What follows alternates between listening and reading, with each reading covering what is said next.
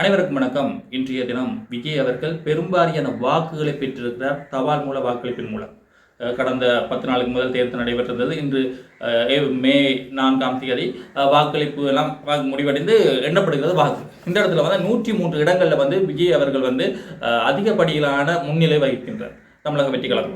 இந்த இடத்துல அவருடைய விஜயின் வீட்டை சூழ்ந்து பாதுகாப்பு அதிகரிக்கப்பட்டு வருகிறது. ஆசனங்கள் அதிகரிக்க பாதுகாப்பும் அதிகரிக்கப்பட்டு வருகிறது. அப்ப விஜய் அவர்கள் முதல்வர் ஆகலாம் என்ற எதிர்பார்ப்பு தமிழக மக்கள் மத்தியில் ஏற்பட்டு வருகிறது. இதற்கு காரணம் ஏனென்று பார்த்தால், இந்த திமுக சரியான முறையில் தமிழ்நாட்டை ஆட்சி செய்யவில்லை என்பது தான் குறிப்பிட வேண்டும். கிட்டத்தட்ட மு.க. ஸ்டாலின் அவர்கள் இப்போ இருக்கிற முதல்வர் சட்டசபையில் கதைக்கும்போது சொல்றார், தான் 1 லட்சத்துக்கு மேற்பட்ட போராட்டங்களுக்கு அனுமதி வழங்கியிருக்கிறேன் என்று சொல்லியிருக்கிறார். 1 லட்சத்துக்கு மேற்பட்ட அப்படின்னா 1 லட்சம் தேவைப்பாடுகள் இருக்கு. 1 லட்சம் போராட்டம் நடந்திருக்கின்ற 1 லட்சத்துக்கு அதிகமான தேவைப்பாடுகள் மக்கள் இருக்கு. அப்ப அந்த போராட்டம் நடவதற்கெல்லாம் முக்கிய காரணமாக இருந்தால் இவர்களுடைய ஆட்சிகள். அப்ப இவர்களுடைய ஆட்சி எவ்வாறு இருந்திருக்கிறத பார்க்க வேண்டும். அப்ப இன்று முளைத்த தமிழக வெற்றி கழகமே இவ்வளவு ஆசனங்களை பெறுகிறது என்றால், அப்ப திமுக எவ்வளவு கேவலமாக ஆட்சி செய்திருக்கிறார்கள் என்றுதான் பார்க்கக்கூடியதாக இருக்கு. விவசாயிகளுடைய கடன் தீர்க்கப்படவில்லை, விவசாயிகளுடைய பயிர் அழிவடையும் போது சரியான முறையில் நன்கொடைகளோ அதுகளோ கொடுக்கவில்லை, மீனவர் பிரச்சனை தீர்க்கப்படவில்லை, போக்குவரத்து மற்றும் பாலிய துஷ்பிரயோகங்கள், போதைப் பொருள் பாவனை, ஒழுங்கான வீதி அமைப்புகள் இல்லை என்று பல்வேறுபட்ட குற்றச்சாட்டுகள் இந்த திமுக அரசாங்கத்தின் மீது வந்து கொண்டே இருந்தது. அப்ப இதுகளுக்கு சரியான ஒரு தீர்வினை இவர்கள் வழங்காதபடியினால் தான் இன்று நேற்று முளைத்த தமிழக வெற்றி கழகம் இவ்வளவு பெரிய ஒரு வாக்குகளை பெற்றிருக்கு. நீங்கள் ஒரு கேள்வி கேட்கலாம், ஏன் அப்ப அதிமுக பெறவில்லை? ஏன்னா அதிமுக திமுக மாதிரி தானே. கிட்டத்தட்ட ஊழல் குற்றச்சாட்டில் முதல்வர் சிறைக்கு செல்கிறார், பிறகு அவர் வெளியே வர்றார், முதல்வர் ஆகிறார் யாரு? ஜெயலலிதா அவர்கள். அப்ப இப்படி கடந்த கால பாரம்பரிய கட்சிகளாக இருந்த திராவிடத்தை மையமாக கொண்டு காணப்பட்ட இந்த கட்சிகள் செய்த அநியாயங்களின் விளைவுதான் இன்று தமிழக வெற்றி கழகம் இவ்வளவு பெரிய ஒரு வெற்றியை பெறுவதற்கு பெரும் ஊந்து துணியாக இருந்தது என்று சொல்லலாம். அதே நேரத்தில் தமிழக வெற்றி கழகத்துக்கு முன்னிலைப்பினுக்கு அந்த சர்வதேச நிறுவனங்களும் இயங்குகிறது. இவரை வெல்ல வைப்பதற்காக பல்வேறு கார்ப்பரேட் நிறுவனங்களும் இயங்குது என்ற ஒரு கருதையும் இருக்கிறது. அது வருகிறது. அப்ப இங்க எடுத்து பார்த்தா மற்ற சீமானவர்கள் ஏன் படுதோல்வி அடைகிறார் என்று பார்த்தால், சீமானவர்கள் தேவைக்கு ஏற்பதான் தமிழ் தேசியத்தை முன்தூக்கி கதைக்கிறார் என்ற ஒரு குற்றச்சாட்டு இருக்கு. ஈழத்தமிழர்களுடைய பிரச்சனையை அண்மை காலமாகவே சீமானவர்கள் குறைத்து வருகிறார் தன்னுடைய மேடைகளில். தேசிய தலைவரை முன்னிலைப்படுத்தி அவர் பல்வேறுபட்ட விடயங்கள் செய்தாலும் அது எதற்காக செய்கிறார் என்ற ஒரு கேள்வி மக்கள் மத்தியில் இருக்கு. இவர் தன்னுடைய சுயநலத்துக்காகத்தான் இந்த இதுகளை முன்னிலைப்படுத்துகிறாரா என்ற ஒரு விடயம்தான் இங்கு மக்கள் மத்தியில் ஆழ் மனதை பதிந்திருக்கிறது. அப்ப தமிழ் தேசியத்தை இவர் முன்னிலைப்படுத்தி தன்னுடைய போராட்டங்கள் அதுகளை செய்திருந்தாலும் தமிழ் மக்கள் இன்னுமே அவரை ஏற்றுக்கொள்ளவில்லை என்பது இதன் மூலம் தெளிவாகிறது. ஆகவே இதுதான் நாங்கள் கடந்த காணொலியில் சொல்லியிருந்தோம். தமிழ் தேசியத்தை முன்னிலைப்படுத்தி இவர் அரசியல் செய்திருந்தாலும் இவருக்கு மக்கள் வாக்களிக்கவில்லை என்றால் தமிழ் தேசியத்தை மக்கள் ஏற்றுக்கொள்ளவில்லை என்று அர்த்தம் இல்லை என்ற ஒரு விடயத்தை கூறியிருந்தோம். அப்ப இவர்களுடைய அரசியல் போக்கு எவ்வாறு மற்ற கட்சிகளை கழுவி ஊத்துவதும் மற்ற கட்சிகள் விமர்சிப்பதாக இருந்தது. மக்களுடைய பிரச்சனைகளை இவர்கள் சரியான முறையில் அணுகவில்லை என்பது இந்த தேர்தல் முடிவுகள் காட்டி நிற்கின்றது. தபால் மூல வாக்குகள் இப்போ வரைக்கும் தபால் மூல வாக்கு தான் எண்ணப்பட்டிருக்கிறது. அப்போ இதன் அடிப்படையில் பார்க்கும்போது விஜய் அவர்கள் பெரும்பாலான வாக்குகளை பெற்றிருக்கிறார்.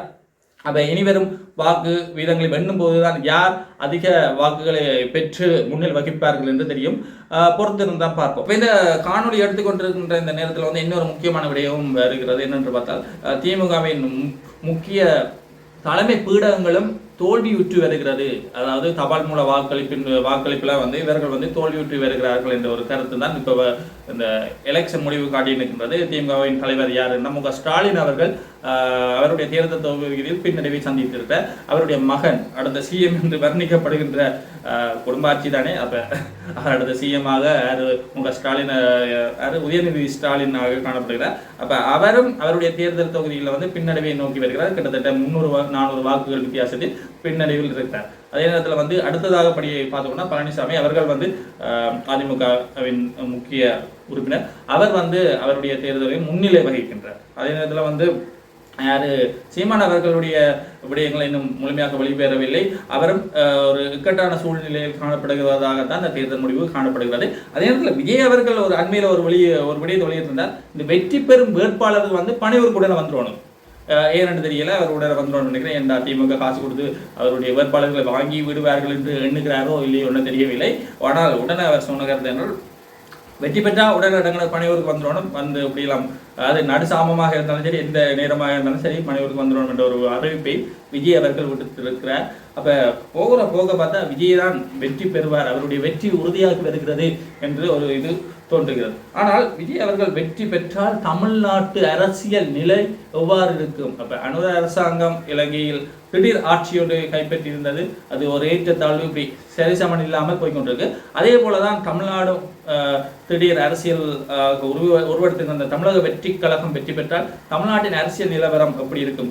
ஒருவேளை முன்னடையுமா அல்லது பின்னடையுமா, அல்லது அந்த எதுவுமே இல்லாமல் இப்போ இலங்கை திருநாடு இருக்கிற மாதிரி இப்படி ஒரு பேலன்ஸ் இல்லாமல் இருக்குமா என்ற ஒரு கேள்விதான் உருவாக்கப்பட்டு வருகிறது. அப்போ காத்திருந்தான் பார்க்கணும் என்ன நடக்க போகிறது என்பதை. அதில் இன்னொரு முக்கியமான விடயம் வந்திருக்கு. என்னடா இன்னும் சண்டை நடக்கல, எலெக்ஷன் நடந்து கொண்டிருக்கு, சண்டை நடக்கல என்று பார்த்தால் அப்போ நேற்றைய தினம் கூட காங்கிரஸ் கட்சினா தங்களுக்கு தாங்களே செருப்பால் அடிக்கு ஒரு பெரிய ஒரு இடம் செஞ்சிருக்காங்க. மற்ற சீமான் அவருடைய கட்சி தொண்டர்களும் பல்வேறுபட்ட இடங்களில் தாக்கப்பட்டு வருகிறார்கள். அப்போ இந்த இடம் இது ஒரு தாக்குதல் சம்பவங்கள் இதுகள் நடைபெற்று வருகின்ற இந்த சூழ்நிலையில் இன்னொரு முக்கியமான விடயம் வந்து காணப்படுகிறது என்றால், தமிழக வெற்றி கழகம் வந்து கள்ளோட்டு பெற்றுதான் வாக்குகளை பெற்றுவிட்டார்கள் என்ற இன்னொரு ஒரு புரளியையும் இவர்கள் கிளப்பி வருகிறார்கள். இந்த அரசியல் திடீர் கட்சியில் ஒரு கட்சி வந்து டக்குனு ஒரு முன்னுக்கு வந்ததாண்டா அது சொல்லி மழுப்ப தனி வேணும். அப்போ விஜய் அவர்களுடைய மீது ஒரு பாரிய ஒரு குற்றச்சாட்டை இந்த மைனே கட்சி உறுப்பினர்கள் வந்து முன்வைத்து வருகிறார்கள் இந்த சமூக ஊடகங்கள் வாயிலாக. அப்போ இந்த இடத்துல அந்த இவிஎம் மிஷின் இருக்கு தானே, அப்போ இலங்கை போன்று நேரடியாக சீட்டில் கீறுறதில்லை. அப்போ இது மிஷின் ரீதியான வாக்களிப்பு என்பதனால் அப்போ அந்த இவிஎம் மிஷினை வந்து கெக் செய்து அல்லது அதை முறைகேடாக பயன்படுத்தி அந்த வாக்குகள் வந்து மாற்றப்பட்டு வருகிறது. 10 நாள் இடைவெளிக்குள்ள பல்வேறுபட்ட விடயங்கள் நடைபெற்றிருக்கின்ற ஒரு பாரி குற்றச்சாட்டு என்ற உச்ச நீதிமன்றத்தில் கூட பல்வேறுபட்ட வழக்குகள் இந்த இவிஎம் மிஷின் மீது இருக்கிறது. கிட்டத்தட்ட பாஜக உறுப்பினர்கள் வந்து மோடி அவர்கள் தொடர்ச்சியான வெற்றிக்கு காரணமே இந்த இவிஎம் மிஷினை தவறான முறையில் பயன்படுத்தி அவர்கள் அதிகளவான வாக்குகளை பெற்று வருகிறார்கள் என்ற ஒரு குற்றச்சாட்டு உச்ச நீதிமன்றத்தில் பெரிய ஒரு வழக்கே காணப்படுகிறது. தமிழக வெற்றி கழக உறுப்பினர்கள் கூட பல்வேறுபட்ட இடங்களில் தங்களுடைய இந்த முக்கிய தலைவர் இருக்கிற விஜய் அவர்களை தோற்கடிப்பதற்காக பல்வேறுபட்ட முறைகேடை திமுக செய்து வருகிறது என்று மாறி மாறி இந்த சமூக ஊடகங்களில் வந்து இந்த இவிஎம் மிஷின் சார்ந்த ஒரு பாரிய ஒரு குற்றச்சாட்டை முன்வைத்து வருகிறார்கள். இப்போ இங்கே யார் வெல்வார்கள் என்று தாண்டி இந்த இவிஎம் மிஷின் பாவம் அது என்ன பாவத்தை செய்ததோ தெரியல, அதை வறுத்தெடுக்கிறார்கள் இந்த அரசியல்வாதிகள். உண்மையிலேயே இந்த நியாயமான தேர்தல் தான் எதிர்பார்க்கப்படுகிறது. அப்போ இவர்கள் கூறுகிற கருத்தை பார்க்கும்போது சாதாரண மக்கள் என்ன போகிறாங்க, தேர்தல் மீது இருக்கின்ற நம்பிக்கை தன்மையை தான் உருவாக்க போகிறது. இது ஒரு பாரிய விளைவை ஏற்படுத்தும். கடந்த காலத்தை விட இப்போ தமிழ்நாட்டில் அதிகளவான வாக்குப்பதிவு இடம்பெற்றிருக்கிறது. அதுக்கு காரணம் விஜயினுடைய வருகை என்று எதிர்பார்க்கப்பட்ட இந்த சூழ்நிலையில் இப்போ இந்த தேர்தல் சார்ந்த ஒரு நம்பிக்கை தன்மையை இவர்கள் கட்டியெழுப்பாவிட்டால் வருங்காலத்தில் இந்த தேர்தலில் வாக்களிப்பு வீதம் குறைவடையலாம் என்ற ஒரு சந்தேகம் தான் எழுந்து வருகிறது. ஆகவே இந்த சமூக ஊடகவாசிகள் வந்து சரியான முறையில் செயற்படணும், உண்மைகளை மட்டுமே முகநூல்களிலும் சரி வேறு எதுவும் வலைத்தளங்களில் வெளியிட வேண்டும் என்று எதிர்பார்க்கப்படுகிறது. இது மக்கள் நலன் கருதி பார்ப்போம். தொடர்ச்சியாக இவ்வாறான செய்திகளை நீங்கள் தொடர்ச்சியாக அறிந்து கொள்வதற்கு எதை அணுக வேண்டும் என்றால் ஜால்ரா பொலிடிக்ஸ். நன்றி, வணக்கம்.